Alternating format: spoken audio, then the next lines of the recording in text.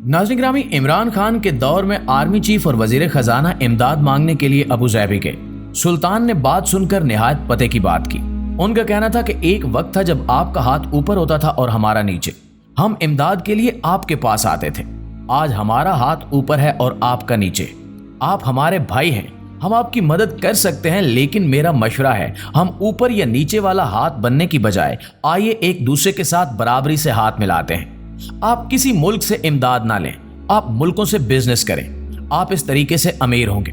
पाकिस्तानी वफद ने एक दूसरे की तरफ देखा और फिर सर झुका लिए। दूसरी मिसाल सऊदी अरब के मौजूदा बादशाह किंग सलमान बिन अब्दुल अजीज की है। ये बादशाह बनने से पहले 48 साल रियाज के गवर्नर रहे। जनरल मुशर्रफ के दौर में पाकिस्तान के सफीर एडमिरल शाहिद करीमुल्लाह सदर का पैगाम लेकर इनके पास गए।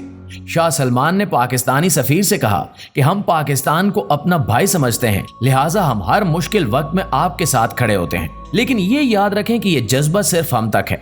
हमारे बच्चे बहुत प्रैक्टिकल हैं। हमारे बाद ये आपका ख्याल नहीं रखेंगे, चुनांचे आपके लिए बेहतर है कि आप हमारी जिंदगी में ही अपने पांव पर खड़े हो जाएं। सफीर ने ये पैगाम मनोअन साइफर बनाकर ऐवान सदर भिजवा दिया। दोस्तों, तीसरी मिसाल चीन की है।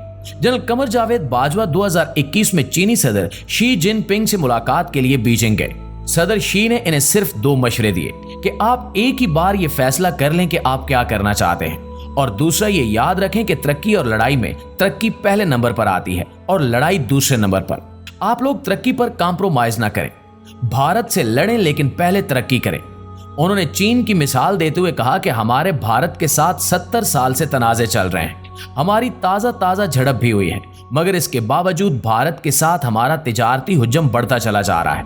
हम लड़ाई के बाद भी भारत से ज्यादा तिजारत कर रहे हैं। नाज़रीन ग्रामी, आप थोड़ी देर के लिए इन तमाम मशवरों को साइड पर रखें और दिल्ली में 9 और 10 सितंबर के G20 सरबराही इजलास पर फोकस करें।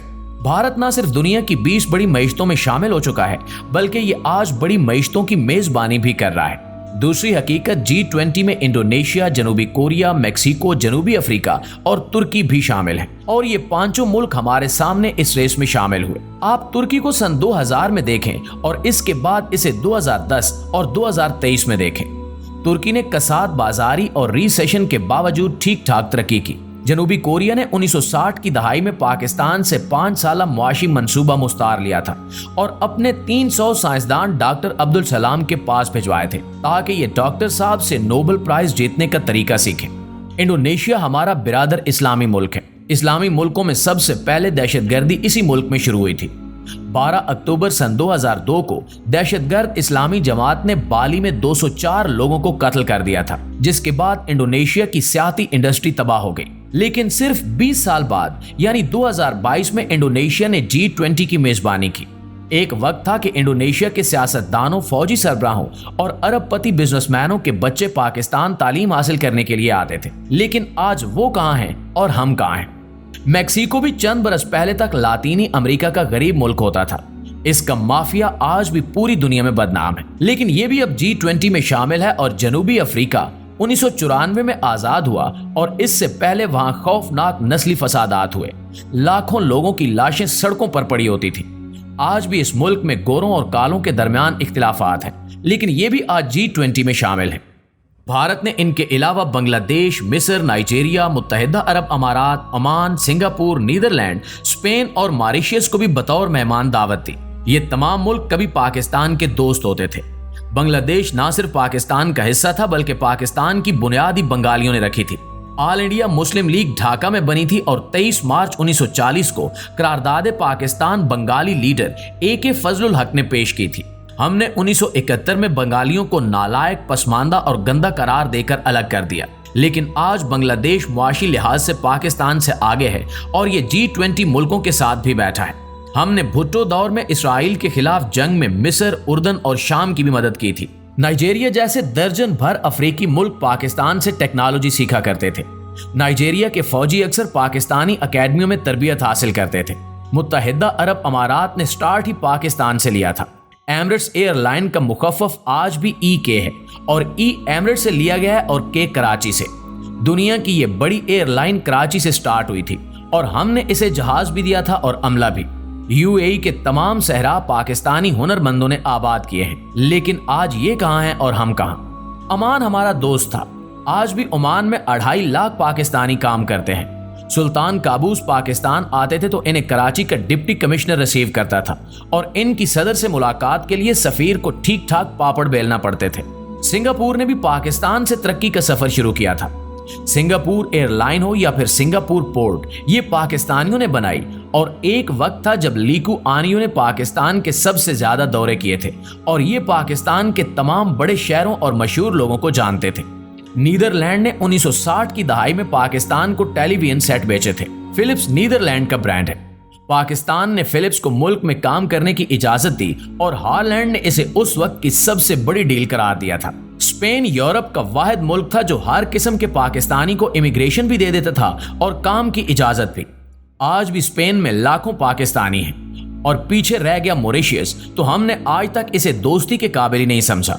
लेकिन ये तमाम ममालिक इस वक्त G20 के सरबराहों के साथ बैठे हैं और हम दूर बैठकर इन्हें हैरत से देख रहे हैं। प्यारे साथियों, अब हम सऊदी अरब की तरफ आते हैं। दुनिया ने हमेशा इन दोनों मुल्कों को इकट्ठा देखा। 1979 में खाना काबा पर हमला हुआ तो सिर्फ पाकिस्तानी फौज को तलब किया गया। यमन में हौसी बागियों के इशू पर भी पाकिस्तान ने सऊदी अरब की मदद की। एटमी धमाकों के बाद पाकिस्तान पर इक्तिसादी पाबंदियां लगी तो उस वक्त सऊदी अरब दुनिया का वाहिद मुल्क था जिसने खुलकर हमारा साथ दिया, हमें मुफ्त पेट्रोल तक दिया।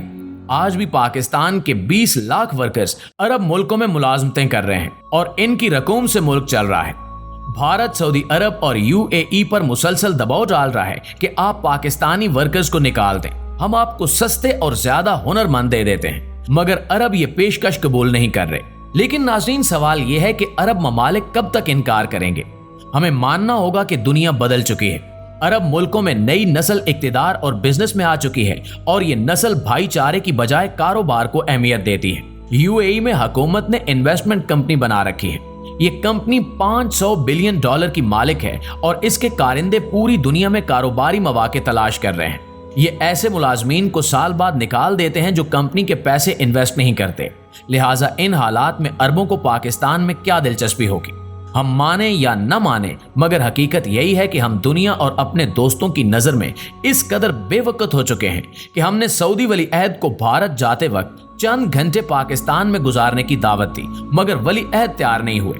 दूसरी तरफ कॉन्फ्रेंस 10 सितंबर को खत्म हुई, मगर वली अहद 11 सितंबर की रात तक भारत में रहे। ये कॉन्फ्रेंस के बाद भारतीय ताजरों और सनतकारों से मुलाकातें करते रहे क्योंकि इन्हें भारत में बिजनेस के मौके नजर आ रहे हैं। भारत और सऊदी अरब के दरमियान इस वक्त $5 खरब की तिजारत है, जबकि हम जब भी सऊदी अरब जाते हैं पैसे मांगने जाते हैं। चुनांचे ये लोग फिर हमारी इज्जत क्यों करेंगे? ये पाकिस्तान क्यों आएंगे?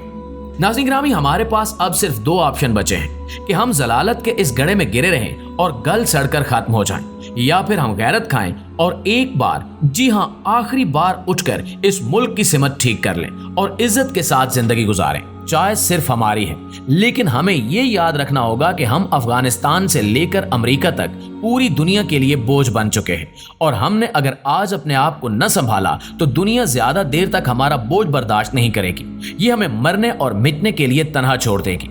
हमारे पास ज्यादा वक्त नहीं है। हमने जो करना है बस 6 माह में करना है। अगर हमने कर लिया तो हम बच जाएंगे, वरना इस बार वाकई हमारी दास्तान भी दास्तानों में नहीं मिलेगी।